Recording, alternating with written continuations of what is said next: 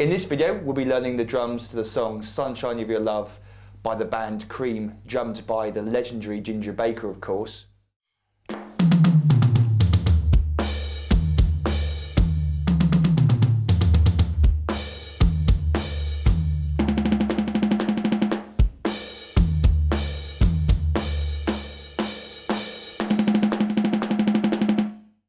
Okay, on to the main groove, and this is really where it starts to get very interesting. This is what makes this song legendary amongst drummers, at least, because Ginger did something very, very unique. He created a drum beat. Well, let me explain first of all. Most drum beats have what's known as a backbeat, a snare drum backbeat on beats 2 and 4 of the bar. It's kept slightly back from the beginning of the bar on beats 2 and 4, hence the name backbeats, back from the beginning. And that's really how most drummers play it and how most drummers feel it. But Ginger reversed that. He played the backbeat on beats 1 and 3. So we got this reverse drum beat where we got snare drum left hand on beats 1 and 3, and then the bass drum, strangely, on 2 and 4 and. So, like I say, the drum beat's been reversed. The backbeat's now at the front of the bar instead. So the drum beat is your right hand placed on the floor tom, 1 and 2 and 3 and 4 and all the way through, like that.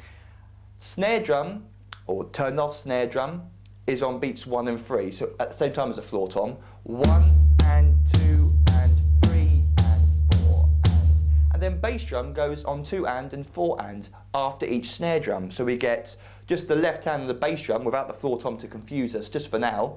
We get 1 and 2 and 3 and bass, bass, snare and bass, bass.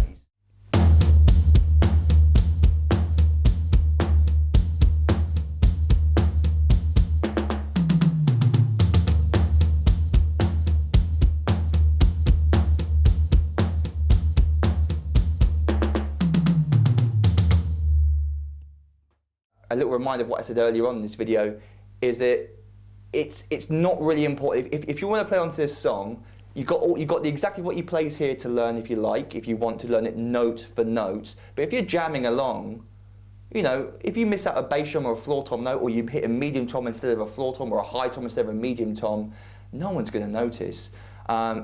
Ginger couldn't play the same thing twice if he tried, so don't worry if you can't either. For the outro until fade out, it's him soloing. It's him just basically hitting the pulse. And he goes to the double bass drum. So it kind of goes something like...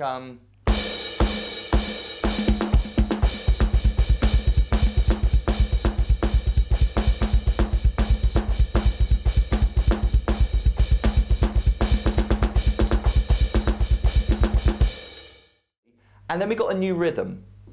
And this is the second rhythm that appears a lot in the song. And it's this rhythm. 2 and a 3 and a 4 and a. It doesn't quite go all the way to the end of the bar, but it's basically another 3-note pattern. Right, left, right, and played right, left, right every time. But it starts on the and. So not on the downbeat of the bar, 1 and, 2 and, 3 and, 4 and, but on the upbeat, 1 and a 2 and a 3 and a 4 and a, so the 3 notes lead into the next downbeat. And he varies between these two rhythms, if you like. I feel the 1 and, 2 and, 3 and, 4 and is a downbeat thing. It's like pushing into the, well, not pushing into it, it's laying on the downbeat, and then the and a 1 and a 2 is more upbeat, it's pushing into the downbeat. Pushing up into the downbeat. All these ups and downs, a bit confusing, but 1 and a 2 and a 3 and a 4. And it's useful if you can have an idea in your head of the difference between the two.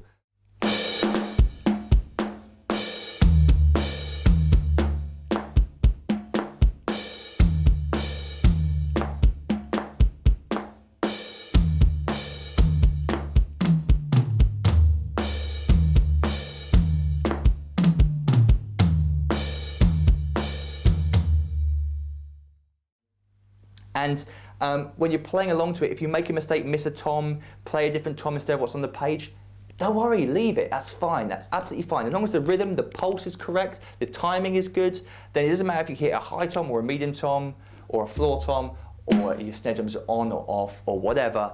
It's the rhythm that's more important, and the feel and the guts within the song. If you're giving it 100%, you're enjoying yourself, then that's all that's important and that's all that's necessary.